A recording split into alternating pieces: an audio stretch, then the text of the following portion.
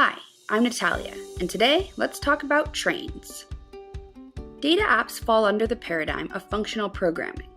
In extremely simplistic terms, functional programming follows that programmers build code by applying and combining functions. Similarly, Intersect allows users to build data apps using functional blocks. Rather than writing complex programs with many unique lines of code, users can add transformation blocks to feed data through. These building blocks can be likened to train tracks.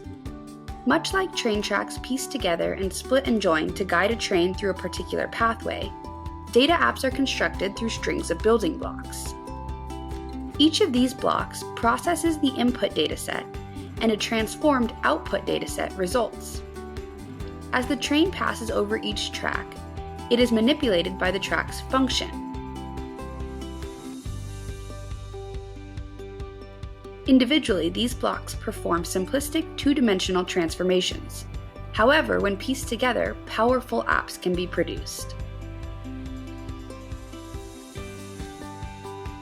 In this video, we will discuss the types of blocks that are available to you within Intersect and how to add these blocks to your data app.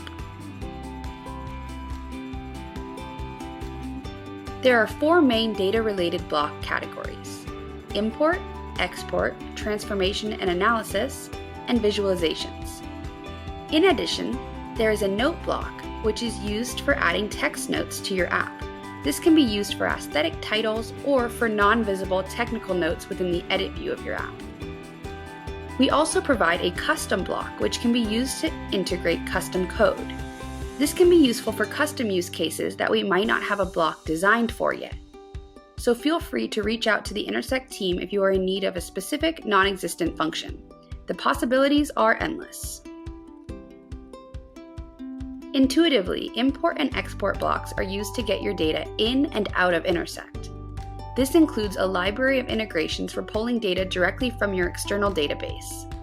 For more information on these types of blocks, check out the video on importing data. Transformation and analysis blocks make up the bulk of the blocks within Intersect.